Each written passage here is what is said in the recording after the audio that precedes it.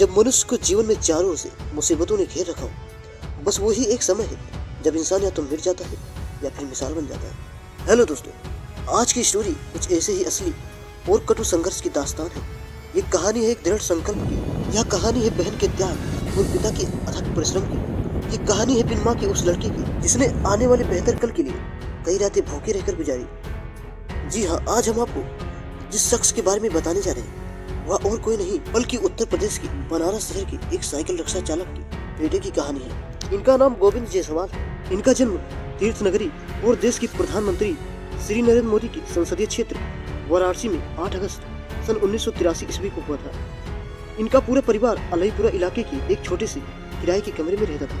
अपने 5 भाई बहनों में से एक गोविंद जायसवाल जब छोटे थे उस समय उनकी माता का निधन सन 1995 ईस्वी में एक बीमारी की वजह से हो गया, जिसके बाद पूरी परिवार की जिम्मेदारी और बच्चों की परवरिश का जिम्मा पिता नारायण जायसवाल पर आ गया। गोविंद की बड़ी बहन ने भी हालातों से समझौता कर अपनी पढ़ाई का त्याग कर दिया और घर पर अपने छोटे भाई और बहन को संभालने लगी। गोविंद जायसवाल के पिता अनपढ़ थे, इसलिए वे कोई नौकरी नहीं कर सकते थे। उनके परिवार की आजीविका का एकमात्र साधन पिता का साइकिल रिक्शा चलाना ही था। गोविंद के पिता के पास कुल 35 से ज्यादा साइकिल रिक्शा थे, जहाँ वे दूसरे को अपना रिक्शा किराए पर दिया करते थे। किंतु कुछ रिक्शे पत्नी के इलाज में बिक गए, फिर बाकी बचे रिक्शे को अपनी 2 बड़ी बेटियों की शादी में बेच दिया। अब गोविंद के पिता रिक्शा मालिक से रिक्शा चालक बन गए। गोविंद जायसवाल के पिता ने भी अपना फर्ज बखूबी निभाया। इसके लिए उन्होंने कभी भी किसी भी मौसम की परवाह किए बगैर रिक्शा चलाया और अपने पुत्र गोविंद को पढ़ाया। गोविंद ने भी परिवार और पिता की त्याग और बलिदान का महत्व समझते हुए उन्हें कभी भी निराश नहीं किया। गोविंद की प्रारंभिक शिक्षा बनारस के उस्मानपुरा क्षेत्र के सरकारी स्कूल में हुई। फिर उन्होंने जौनपुर में अपना BSc मैथ से ग्रेजुएशन कंप्लीट किया।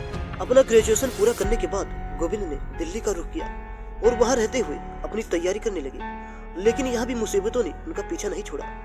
गोविंद जायसवाल ने जहाँ रूम लिया वहाँ पर लाइट की प्रॉब्लम थी। पड़ोस वाले घर में जनरेटर की आवाज में शोर होता था। शोर के कारण वे कमरे के सभी दरवाजे, खिड़कियां और कानों में रुई डालकर अध्ययन किया करते थे। इस मुसीबत का तो हल निकल गया, लेकिन सबसे बड़ी मुसीबत पैसों की थी। इसलिए उन्होंने वहां रहते हुए ट्यूशन पढ़ाना स्टार्ट कर दिया और डेली 14 घंटे खुद की तैयारी की। इसी बीच पिता की संघर्ष पुत्र की पढ़ाई के लिए जारी रहा।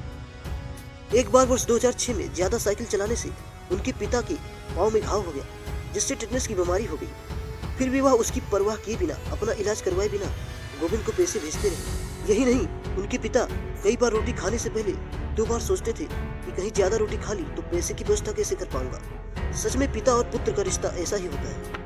1 साल की कोचिंग के बाद सन 2007 में गोविंद जायसवाल ने अपना पहला प्रयास दिया और सबको चौंकाते हुए अब विश्वसनीय सफलता हासिल करते हुए पूरे देश में 48वीं रैंक प्राप्त की और वही हिंदी मीडियम से परीक्षा देने वाले में से भी पहले स्थान पर थे। रिजल्ट आने से 10 दिन पूर्व ही गोविंद की रातों की नींद गायब हो गई थी। साथ ही जब परिणाम आया तो उनके पास पिता से बात करने के लिए शब्द नहीं थे।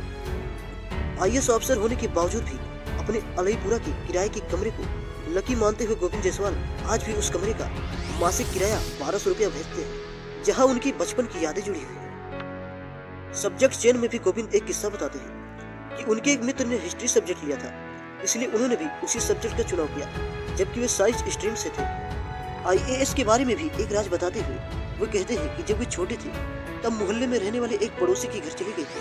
वहाँ दोस्त के पिता ने उन्हें बहुत बुरा भला कहते हुए उन्हें घर से निकाल दिया था। इसका कारण जब पिता ने पूछा तो उन्होंने कहा, अपना बैकग्राउंड मजबूत करने के लिए तुम्हें IAS बनना होगा। बस वही पिता के शब्द उनके कानों में दिन रात गूंजते रहते थे और उन्होंने अपने पिता के लक्ष्य को अपनी मेहनत और जुनून के बल पर पूरा कर दिया। तो ये गोविंद जायसवाल की संघर्ष भरी कहानियां थी, जिन्होंने अपनी मेहनत और जुनून के बल पर अपने पिताजी के सपने को पूरा कर दिया। तो दोस्तों, अगर आप भी अपनी लाइफ में कुछ हासिल करना चाहते हैं तो उसके लिए संघर्ष के साथ साथ मेहनत और जुनून जरूर होना चाहिए। अगर आप किसी काम को जुनून के साथ करते हैं तो आप उस काम में जरूर सफल होंगे। तो दोस्तों, आज की इस वीडियो में बस इतना है। दोस्तों, उम्मीद करता हूँ कि आपको आज का मोटिवेशनल वीडियो जरूर पसंद आया होगा। तो अगर आपको आज का वीडियो पसंद आया है तो इस वीडियो को लाइक कीजिएगा और हाँ, अगर आप चैनल पर नए हैं तो इस चैनल को जरूर से जरूर सब्सक्राइब कीजिएगा, क्योंकि इस चैनल पर आपको इसी तरह के वीडियो देखने को मिलते रहेंगे। तो चलिए, आज का हमारा वीडियो अभी पर संपन्न होता है। हम फिर मिलेंगे किसी नई वीडियो में किसी नई टॉपिक के साथ। तब तक के लिए जय हिंद, जय भारत। दोस्तों, जाते जाते मैं 2 लाइनें पढ़ना चाहता हूँ। जब आंखों में अरमान लिया है, मंजिल को बना मान लिया है। जब आंखों में अरमान लिया है, मंजिल को बना मान लिया है मुश्किल क्या आसान क्या, जब ठान लिया है तो ठान लिया है।